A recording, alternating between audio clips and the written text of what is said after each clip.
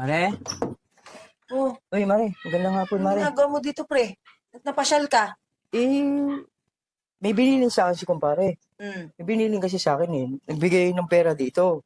Yung sahod, pinadala ba niya? Pinadala, Mare. Kasi Pinadala walang yung pang sahod. masahin yung mga anak niya ba kasi? Oo, pinadala naman. Pinadala naman yung sahod. Nandito naman yung sahod na pinadala niya sa akin. Hmm.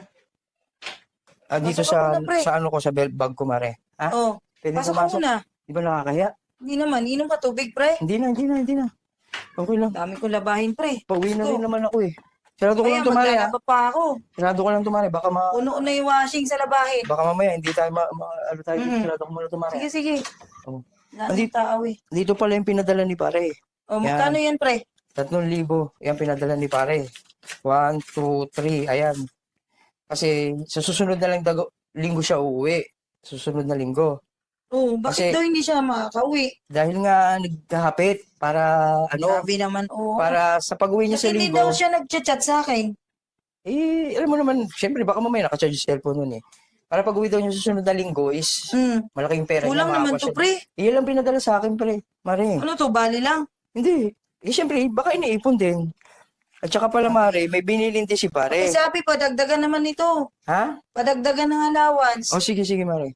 Sasabihin ko, mas may binilin pa sa akin si pare mo. Si pare. May binilin sa akin. Ano?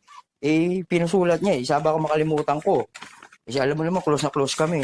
Ayan o. Ang Ano yan? sabi niya, ayan, makikisuyo sana ako sa'yo, pare. Padala kay Mrs. ito. Ayan, ito daw, isang yakap daw na mahigpit, pare. Grabe, meron talaga. Oh my God. Oo, meron daw. Ay, naku talaga. nakisuyo nga sa akin eh. Grabe na, pre. Hindi ako makahinga, pre. O yan, tapos... Meron ba talaga ganyan? Oo, nakasuon. Makisuyo sana ako sa'yo, pare. Padala ng kay Mrs. to. Ayan o. Tapos, 5 halik daw, mare. Sabi ni pare. O, padala niya yan, ha? Padala niya yan. Sulat niya yan, o. Padala niya yan, o. Ganyan nagpadala. Siyempre, padala niya yan, eh. Alam nga naman. Oh my God. Anong gusto, pare? Pre, Sinobrahan sobra ko, ha? naman, pre. Para kasi sinabi ko kay pare, sobrahan ko para Grabe maganda siya. yung ano. Alam mo naman, masunurin ako kay pare, mare. Tapos yung panghuli, mare. Ano na naman yan? Ito daw, isang dila sa pisngi o labi. Ganun, sabi niya. Yung sabi niya eh. Namimiss ka na daw niya eh. Didilaan. Sabi, didilaan daw. Oh my God. Oh my God. Oh my God. Grabe ka, pre. Huwag na. Ayun ang sabi. Pre, Oh, sobra na yan, pre. may ipapakisuyo ka ba sa akin? Papadala ko kay pare? Padagdagan niya yung allowance sa anak niya. Hindi ka magpapadala ng halik. Magpapadala. Oh, magpapadala ka pala eh. Oh.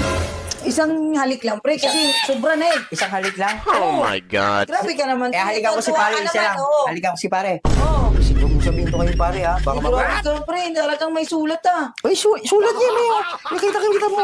May sulat niya yan. Oh. Grabe naman yan, pre. Sulat niya yan. Oh. Oo. Sulat niya yan. Pirmado pa. Ay, wala pang pirma. Pero ayan pa. Ano niyo. Oh.